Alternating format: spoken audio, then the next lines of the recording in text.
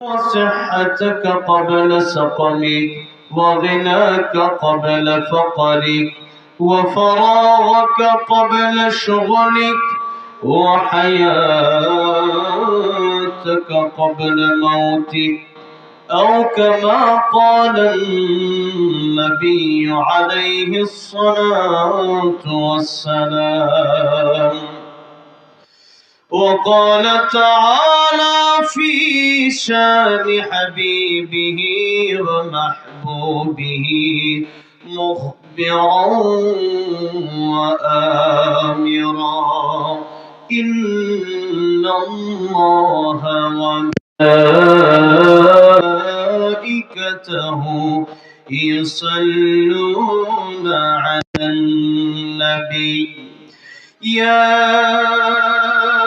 أيها الذين آمنوا صلوا عليه وسلموا تسليما. সকলে জবান ছেড়ে দিয়ে দরুদ ইব্রাহিম পড়ি। اللهم صل على محمد وعلى آل محمد كما صليت على إبراهيم وعلى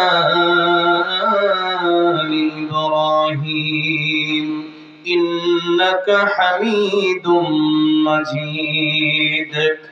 اللهم بارك على محمد وعلى آل محمد كما باركت على إبراهيم وعلى آل إبراهيم إنك حميد مجيد. তুমি আছো হৃদয়ের গভীরে, ভুলবো তোমায় বলো কি করে, ভুলবো তোমায় বলো কি করে। দেখি নাই তো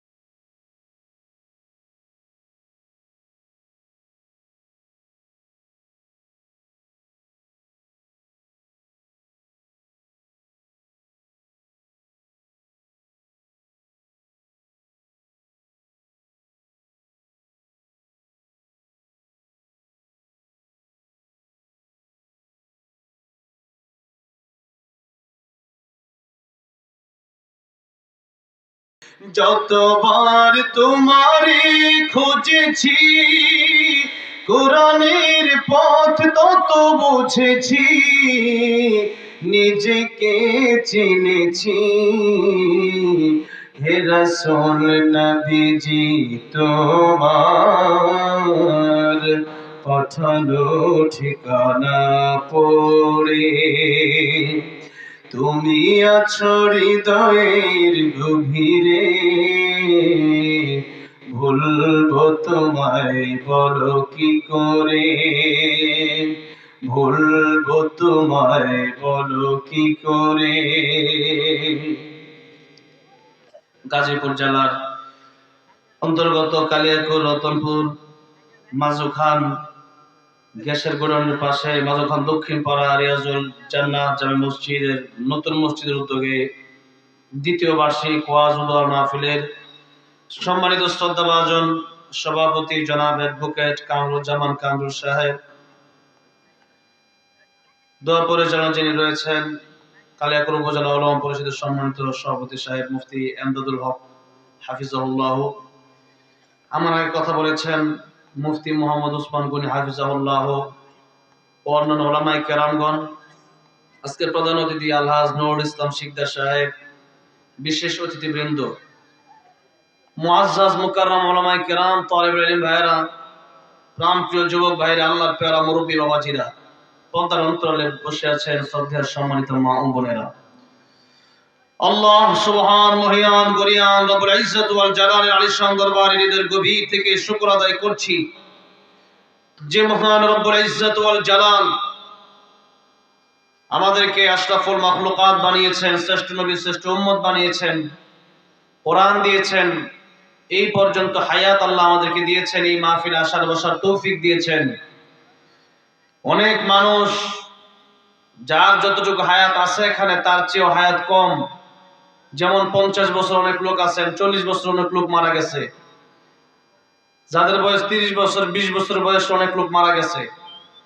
সুতরাং এই হায়াত আমাদেরকে কেবলমাত্র আল্লাহ নিজে দয়া করে মায়া করে উপহার দিলেন, তাই হায়াত আমরা পেয়েছি, এই জায়গায় আমরা আসতে পেরেছি। আল্লাহ তৌফিক না দিলে পারতাম না। সেজন্য মহব্বতের সাথে হৃদয়ের আবেগ অনুভূতি উজাড় করে প্রাণ খুলে আল্লাহর প্রেমে নতর হয়ে একযোগে সকলেই বলছি আলহামদুলিল্লাহ। যেহেতু 10:30 বাজতেছে, মোটামুটি ঘন্টা দেড়েক কথা বলার জন্য ইচ্ছা করেছি। অনেক উলামায়ে কেরামরা আপনাদের সামনে কোরআন হাদিস থেকে গুরুত্বপূর্ণ তাকরীর পেশ করেছেন, কথা বলেছেন। সে কথাগুলো যদি আপনারা আমল করতে পারেন, আপনাদের জীবন সুন্দর হয়ে যাবে, পরকাল সুন্দর হয়ে যাবে। এরপরেও যেহেতু দাওয়াত করা হয়েছে, কিছু কথা তো বলতেই হবে। কথা শুরু করার আগে মাঝে মধ্যে একটু আপনাদেরকে কিছু প্রশ্ন করতে চাই, আপনারা একটু জবানটা খুলে জবাব দিবেন। এই যে আমরা যেই মাসে আমরা উপস্থিত হয়েছি, বর্তমানে যে মাসটা চলতেছে, এই মাসের নাম কি একটু বলেন? রজব মাস। আরেকটা মাস আছে, যেমন যদিও পোস্টারে লেখা হয়েছে শুধুমাত্র জানুয়ারি, এরকম ভাবে রজব মাস লিখলে অনেকে তারিখে চিনতো না, ঠিক না ঠিক? যদি বলা হয়তো যে রজব মাসের অমুক তারিখে প্রোগ্রাম হবে, তাহলে অনেকেই এই মাস সম্পর্কে জানতোই না। মানে জানুয়ারিতেই আমরা খোঁজ খবর বেশি রাখি। আমাদের দেশে অনেক লোক আছে এখনো রজব মাস যে আসছে জানেই না, এমন লোক আছে না নাই? কিন্তু এটা আমাদের জানা অতীব জরুরি ছিল। আরবি মাসের নাম জানা ফরজে কিফায়া। কিছু মানুষের জানতে হবে, নাহলে সবাই গুনাহগার হবে। কারণ আমাদের ইবাদতের সাথে আরবির সম্পর্ক, নাকি ইংলিশের? কিসের সম্পর্ক? আরবির সম্পর্ক। এই জন্য আরবি আমাদেরকে গুরুত্ব দিয়ে শিখতে হবে। আরবির ব্যাপারে প্রথমেই যে কথাটা বলতে চাই, বিশেষ করে কোরআন তো শিখতেই হবে। আরবি এমন একটা ভাষা, যেই ভাষাটা কোরআনের ভাষা, যেই ভাষাটা রাসূল সাল্লাল্লাহু আলাইহি সাল্লামের ভাষা, মক্কা মদিনার ভাষা, জান্নাতের ভাষা, কবরের ভাষা। তাহলে আর ইংলিশ যে ভাষা, ইংলিশ ভাষাটা শেষ হয়ে যাবে একদিন। কবরে যাওয়ার আগে ইংলিশ ভাষা, বাংলা ভাষা, হিন্দি ভাষা, চাইনা ভাষা সব শেষ। কবরে যেদিন মানুষ চলে যাবে, এরপর থেকে এরকম কোনো ভাষা মানুষের জবান দিয়ে আসবেও না, মানুষের মনেও থাকবে না। ওই সময় থেকে মানুষের জবান আল্লাহ আরবি বানায় দিবেন। সুতরাং ইন্টারন্যাশনাল ল্যাঙ্গুয়েজ ইংলিশ না, ইন্টারন্যাশনাল ল্যাঙ্গুয়েজ ইংলিশ হতে পারে না, বরং ইন্টারন্যাশনাল ল্যাঙ্গুয়েজ হলো আরবি। কি বলেন? আরবি। কোরআনের যেই ভাষা, এই ভাষার চেয়ে সুন্দর পৃথিবীতে এর চেয়ে দামি ভাষা আর নাই। যেই ভাষা কবরে গেলেও শেষ হয় না, সেই ভাষার চেয়ে দামি আর ভাষা নাই। যেই ভাষা আমার নবীর ভাষা, সেই ভাষার চেয়ে দামি ভাষা আর নাই। যেই ভাষা জান্নাতে যাওয়ার পরেও থাকবে, সেই ভাষার চেয়ে সুন্দর ভাষা কি আর আছে? সুতরাং এই ভাষাকে আমাদের গুরুত্ব দিতে হবে।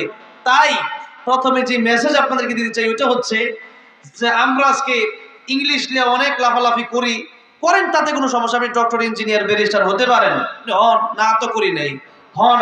দরকার আছে আমাদের মুসলমানদের থেকে ইঞ্জিনিয়ার দরকার আছে, ডাক্তার দরকার আছে, ব্যারিস্টার দরকার আছে, উকিল দরকার আছে, জজ দরকার আছে। তবে কথা হচ্ছে, যেহেতু একটা পরিচয় আছে যে আমরা বাংলাদেশি, আমরা বাঙালি, আসলে একটা পরিচয় আমাদের, যার কারণে আমরা দেশকে ভালোবাসি। আমরা যেমন আমাদের ইসলামকে যেমন আমরা ভালোবাসি সবাই অন্তর দিয়া, তেমন দেশকে ভালোবাসা এটা হচ্ছে ঈমানের অন্তর্ভুক্ত। দেশকে আমাদের ভালোবাসতে হবে। দেশের মাটি রক্ষা করার জন্য যে কেউ মারা যায়, সে ব্যক্তি মুসলিম হয়, তাহলে সেও শহীদ হয়ে যাবে। এই জন্য দেশের জন্য আমরা লড়াই করতে চাই, দেশ আমাদের রক্ষা করতে হবে। আমরা বাঙালি, এটা আমাদের পরিচয়, ঠিক আছে, কিন্তু তার আগে আমাদের সবচেয়ে বড় পরিচয় হলো আমরা মুসলিম। আমরা কি? মুসলিম বাঙালি হিসাবে বাংলা ভাষা জানার দরকার আছে না নাই? বাঙালি হিসাবে এই যে বাংলা কোন মাস চলে আপনারা বলেন তো? মাঘ মাস। পৌষ মাস গেছে, আজকে 2 তারিখ মাঘ মাসের। তো এই যে মাঘ মাস চলতেছে, এই মাঘ মাস পৌষ মাস এটা অনেকে জানে না, কিন্তু বাংলা মাসের নামগুলো জানার দরকার আছে না নাই?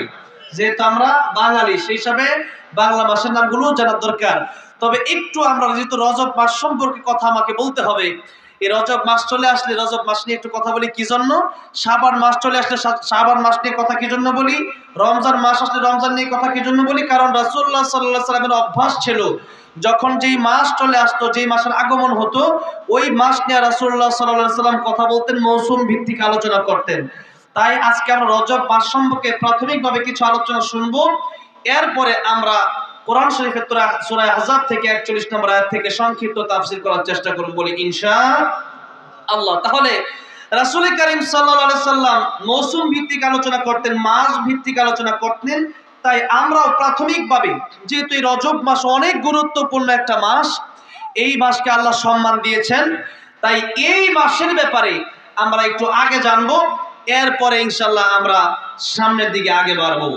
আমার ভাইয়েরা বাবাজিরা, এই মাস সম্পর্কে সূরা তাওবায় আল্লাহ রাব্বুল আলামিন সরাসরি কোরআন শরীফে আয়াত নাযিল করে জানিয়ে দিলেন। কি জানিয়ে দিলেন সেটা একটু আমরা কোরআনের আয়াত থেকে একটু শুনি। আল্লাহ রাব্বুল আলামিন বললেন, ইন্না ইদ্দাতাশ শুহুরি ইনদাল্লাহি 12 শাহরান ফি কিতাবিল্লাহ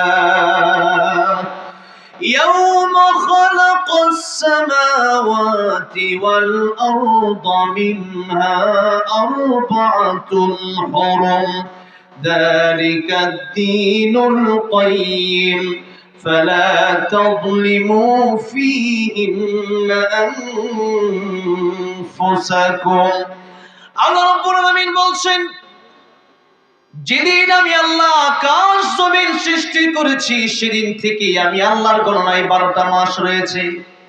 তাহলে 12টা মাসের গণনা এটা কোনো মানুষ সৃষ্টি করে নাই, কোনো মানুষ 12 মাস বানায় নাই, তৈরি করে নাই, বরং 12টা মাস যে পৃথিবীতে সিস্টেম, যে 12 মাসের সিস্টেমে যে আমরা চলতেছি, 12 মাস, এই 12 মাসের উৎপত্তি, এই 12 মাস সৃষ্টি করেছেন স্বয়ং কে?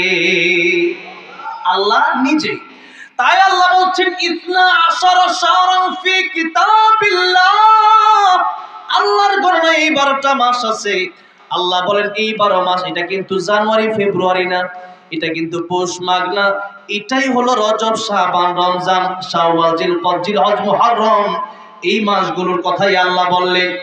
এই মাসগুলো সরাসরি আল্লাহর পক্ষ থেকে আসে। ঈদের আগে রমজান যখন 29টা চলে যায়, মাগরিবের পরে চাঁদ দেখা শুরু করে মানুষ, আগামীকাল হয়তো আজকে চাঁদ উঠলে রোজা 29টা হবে, আর যদি চাঁদ না ওঠে তাহলে রোজা কয়টা হবে? 30টা হবে, চাঁদের সাথে সম্পৃক্ত। তার মানে আল্লাহ যদি চাঁদকে বলে চাঁদ উঠো, তাহলে তো চাঁদ উঠবে, আর আল্লাহ যদি বলে চাঁদ উঠবা না, এখন রোজা একটা এই মাসে বেশি হবে, তখন চাঁদ আর উঠবে।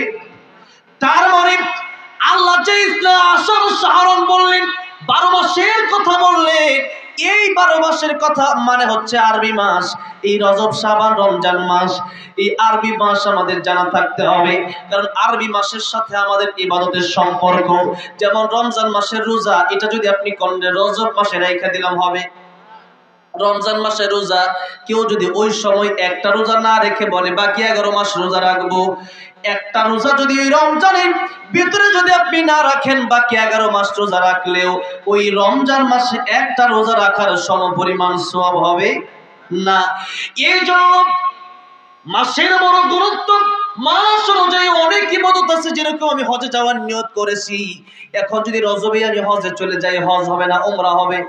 উমরা হবে, হজ কিন্তু হবে, হজ কিন্তু হবে না।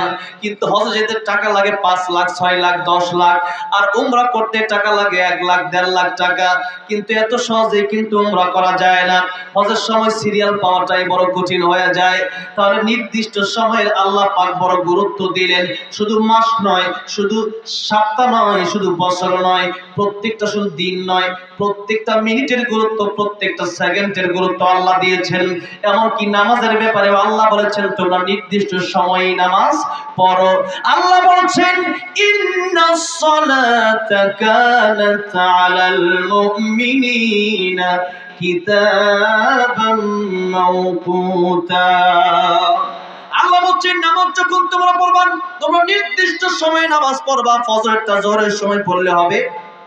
অনেকেই চিন্তা করে যে ফজরের সময় নামাজ পড়া এত কষ্ট, এই 2 রাকাত সুন্নাত 2 রাকাত ফরজ না পড়ে জোহরের সময় 20 রাকাত বেশি হইতে তাও ভালো ছিল। কারণ ফজরের সময় নামাজ যারা পড়ে এরা হলো আসল মুসল্লি, ঠিক না ঠিক? ওই সময় এমন ঘুমে ধরে, এমন শীত লাগে, নামাজে যেতে মনে চায় না, নিজের সাথে জিহাদ করতে হয়, নিজের নফসের সাথে জিহাদ করতে হয়। ওই সময় নামাজ পড়া বড় কঠিন। এই জন্য ফজরের নামাজ যদি আপনি ঠিকভাবে পড়তে পারেন তাহলে বোঝা যাবে যে আপনি একজন খাঁটি মুসলমান। আমার ভাইয়েরা বাবাজিরা, এই সময়ের গুরুত্ব দিতে গিয়া আল্লাহ রাব্বুল আলামিন কোরআন শরীফে একটা সূরা নাযিল করে দিলেন, যেই সূরার নাম হলো সময়। কি সময়? সূরাতুল আসর। কোন সূরা? সূরাতুল আসর। আল্লাহ বলছেন ওয়াল আসর, সময়ের কসম, মহাকালের শপথ। আল্লাহ বলছেন ইতিহাসের কসম। আল্লাহ রাব্বুল আলামিন এই জায়গায় সময়ের কথা উল্লেখ করলেন, তার মানে সময়ের বড় গুরুত্ব।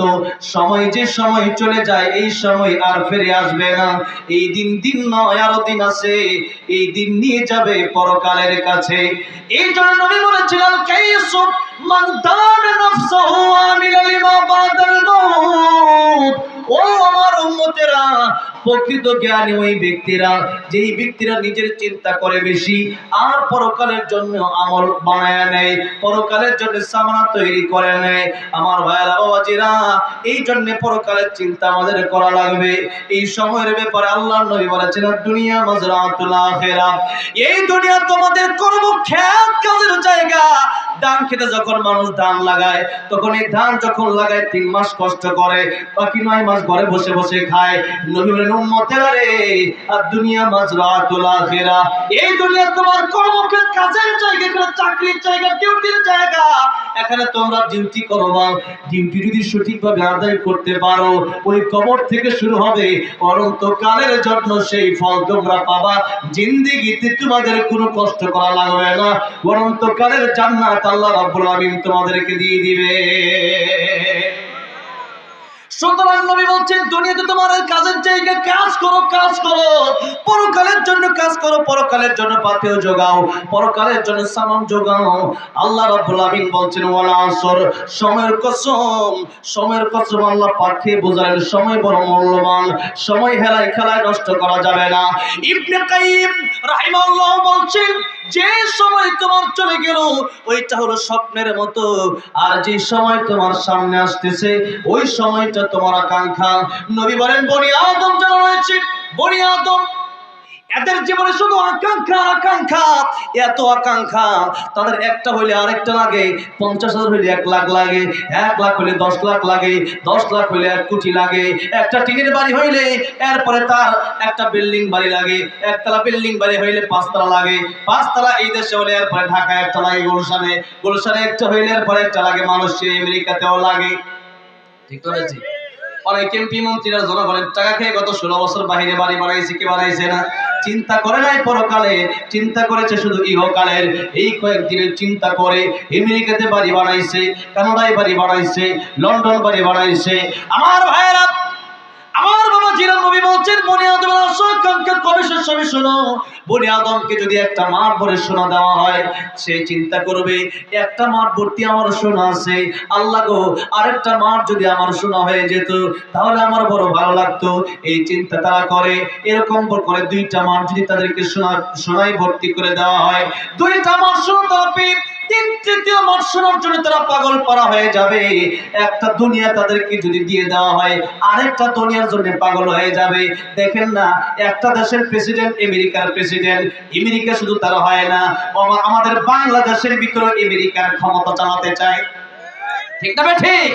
কিন্তু আমরা বলে দিতে চাই ও আমেরিকার প্রেসিডেন্ট, আমাদের বাংলাদেশে তোমরা যতই ক্ষমতা চালাতে চাও না কেন আল্লাহকে ভয় করো। আল্লাহকে যদি ভয় না করো, ইমানদারের বদদোয়া এমন বদদোয়া, আল্লাহ প্রদত্ত আগুন লাগবে, নিবানোর ক্ষমতা তোমাদের হবে না। এই জন্য তোমাদের বুলেট থাকতে পারে, কামান থাকতে পারে, রকেট থাকতে পারে, তোমাদের অস্ত্র থাকতে পারে, কিন্তু দুনিয়ার এই অস্ত্রের দাম নাই। আমাদের একটা অস্ত্র আছে, সেই অস্ত্রের নাম হলো ঈমানের অস্ত্র। আমাদের একটা অস্ত্র আছে, সেই অস্ত্রের নাম হলো আমাদের আল্লাহু আকবারের স্লোগান। সুতরাং আমাদের ঈমানের পাওয়ার যার আছে, সেই ব্যক্তি কামানকে ভয় পায় না, সেই ব্যক্তি বুলেটকে ভয় পায় না, সেই ব্যক্তি বুলেটের সামনে আবু সাইদ মুগ্ধর মতো জীবন দিয়ে দিতে পারে। কথা বলেন ঠিক না বেঠিক? এই জন্য মুসলমান, আমাদের কোনো ভয় নেই, কারণ আমরা জানি দিন নয়, আরো দিন আছে, এই দিন নিয়ে যাবে সেই দিনের কাছে। সুতরাং এই জীবন শেষ হবে না, বরং এই জীবনটা ক্ষণস্থায়ী জীবন।